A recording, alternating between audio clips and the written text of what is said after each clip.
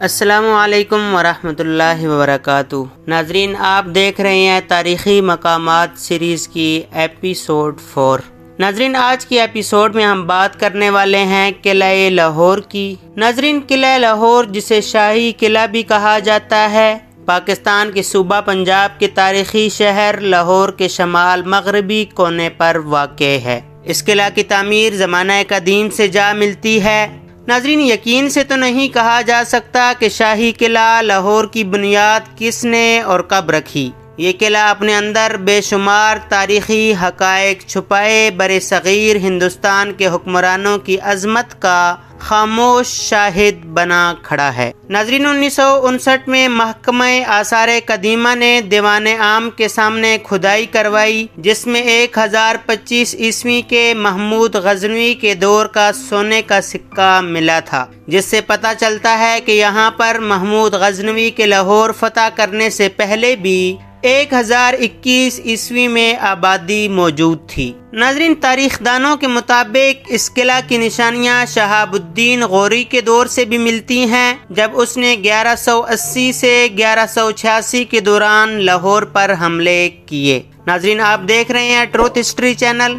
سب سے پہلے اگر آپ نے چینل سبسکرائب نہیں کیا تو چینل سبسکرائب کر لیں اور بیل کے بٹن کو دبا دیں۔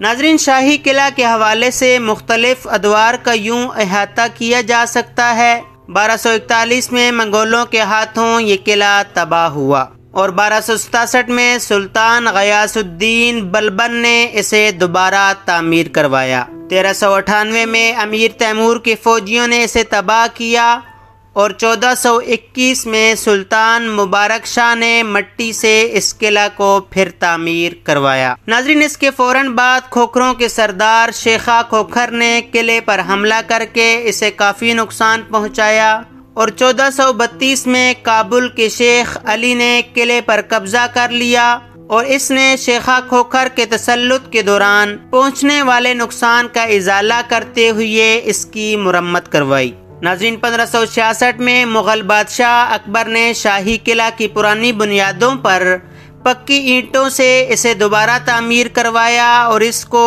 دریائے راوی کی سمت وسعت دی۔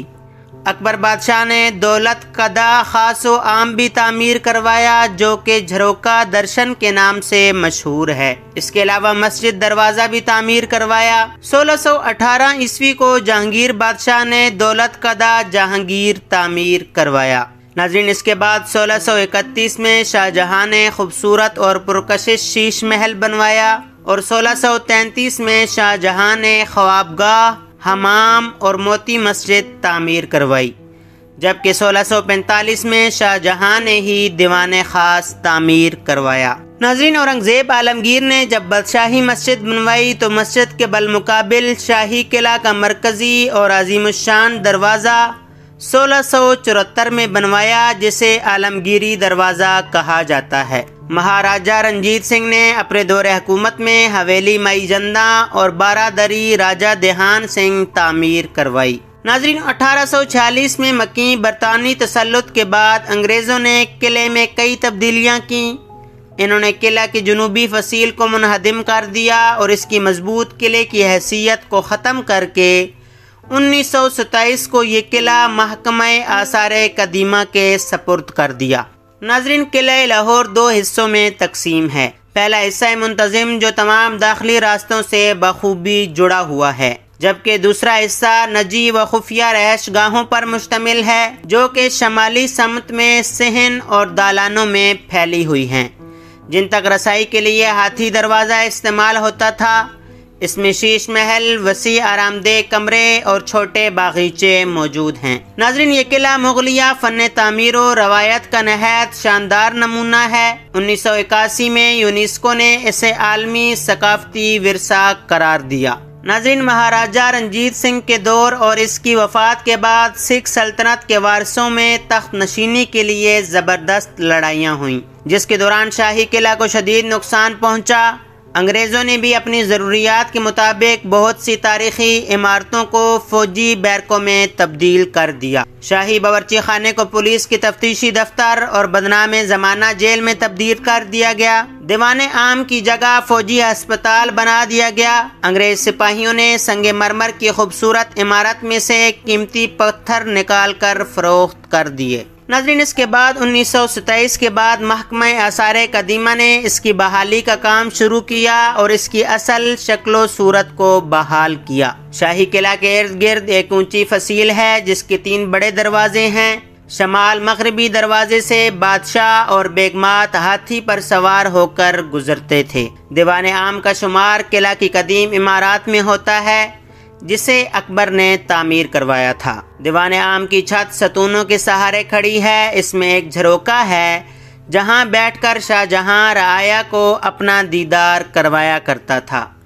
حال ہی میں ورلڈ سٹی اتھارٹی نے سیاحوں، خاص طور پر بچوں، بوڑھوں اور معذور افراد کو دیوان عام تک پہنچانے کے لیے سہولت کار گاڑیاں چلانے کا اعلان کیا ہے۔ ناظرین، دیوان خاص بادشاہ کا شاہی دربار تھا جہاں وہ اپنے وزیروں، مشیروں، شہزادوں اور دوسرے راجاؤں سے ملاقات کیا کرتا تھا اور سلطنت کے امور کے بارے صلاح مشورہ کرتا تھا۔ دیوان خاص کا فرش مختلف رنگوں کے پتھروں سے بنایا گیا ہے۔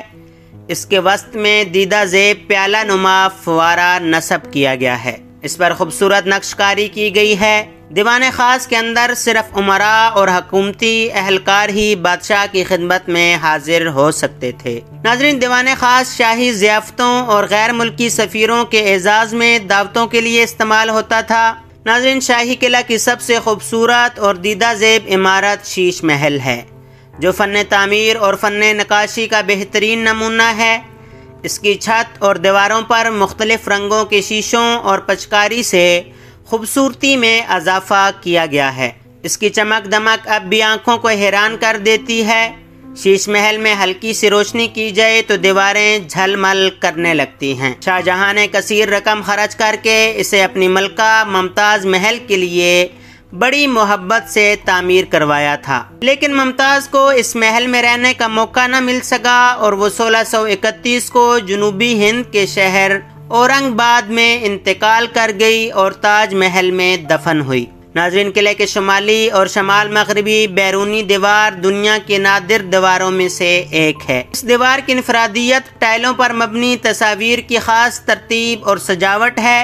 دیوار کی لمبائی 450 میٹر اور اونچائی 17 میٹر ہے۔ دیوار میں تصویریں محرابی طاقچوں میں بنائی گئی ہیں، جبکہ ہموار حصوں کو ٹائلوں پر مبنی تصاویر سے آراستہ کیا گیا ہے۔ ان ٹائلوں پر انسانوں، پریوں، ہاتھیوں، شیروں اور سانپوں جانوروں کی لڑائی، پولو اور دیگر کھیلوں کے دلکش مناظر کی عکاسی کی گئی ہے۔ ناظرین، قلعہ لاہور کے اندر ایک میوزیم بھی موجود ہے جس میں بہت سی نادر اشیاء موجود ہیں۔ نوادرات کو 2 حصوں میں تقسیم کیا گیا ہے۔ مغلوں سے تعلق رکھنے والے نوادرات کو مغل گیلری میں رکھا گیا ہے اور سکھوں سے تعلق رکھنے والے نوادرات کے لیے سکھ گیلری قائم کی گئی۔ اس گیلری میں دلیپ سنگھ کی بیٹی شہزادی بمبا کے پاس موجود نوادرات رکھے گئے تھے جو دلیپ سنگھ سکھ حکومت کے زوال کے بعد اپنے ساتھ انگلستان لے گئے تھے۔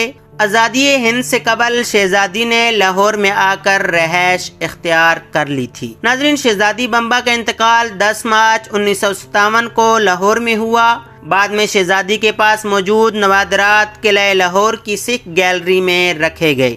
ان نوادرات میں بہادر شاہ ظفر کی اصل تصویر، اس کے بیٹوں کی تصاویر اور خطوط، بادشاہی مسجد، میو ہسپتال، کنگ ایڈورڈ میڈیکل کالج اور دیگر عمارات کی نایاب تصاویر، مہاراجہ رنجیت سنگھ اور شہزادی کے زیر استعمال اشیاء، مختلف ہتھیار، تاج محل کا نہایت خوبصورت ماڈل اور اس کے علاوہ 3 نوادر بہت اہمیت کے حامل ہیں، جن میں مہاراجہ رنجیت سنگھ کا مجسمہ جو چاندی کا بنا ہوا ہے، جبکہ اس کے شاہی چھتر پر سونے کا ہلکا پترا چڑھا ہوا ہے۔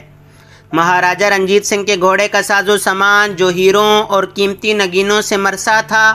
تیسری، مہاراجہ رنجیت سنگھ کے دربار کی روغنی قلمی تصویر۔ رنجیت سنگھ کے گھوڑے کا ساز و سامان ایک سفید حنوط شدہ گھوڑے پر سجا کر گیلری میں رکھا گیا ہے۔ سکھوں کے لیے یہ گیلری کسی مقدس مقام سے کم نہیں۔ ناظرین، شروع میں جب سکھ حضرات اس گیلری کو دیکھنے آتے تو ان میں سے اکثر اپنے ماضی کو یاد کر کے دھاڑے مار کر رونے لگتے۔ ایک مرتبہ مشرقی پنجاب کے ڈپٹی سپیکر لاہور آئے تو سکھ گیلری دیکھ کر بہت متاثر ہوئے۔ اپنی تقریر میں انہوں نے کہا کہ حکومت پاکستان نے یہ میوزیم بنا کر سکھوں کے دل جیت لیے ہیں۔ 1984 میں حکومت پاکستان نے جاپانی حکومت کی امداد سے سکھ گیلری کی تنظیم نو کی، عمارت کو مکمل ایئر کنڈیشنڈ کیا اور نوادرات کی عمر بڑھانے کے لیے سائنسی امور بروئے کار لائے۔ ناظرین، شاہی قلعہ لاہور مغل بادشاہوں کی وہ عظیم یادگار ہے جو آنے والی نسلوں کو ان کے شاہانہ جاہو جلال اور شان و شوکت کی یاد دلاتی رہے گی۔ ناظرین، شاہی قلعہ میں ملکی اور غیر ملکی سیاح کثیر تعداد میں دیکھنے کے لیے آتے رہتے ہیں۔ ناظرین، امید ہے کہ آج کی یہ ویڈیو آپ کو انفارمیٹیو لگی ہوگی۔ اگر ویڈیو پسند آئی ہو تو لائک شیئر کریں اور کمنٹ باکس میں اپنی رائے ضرور دیں۔ ملتے ہیں اگلی ویڈیو میں۔ اللہ حافظ۔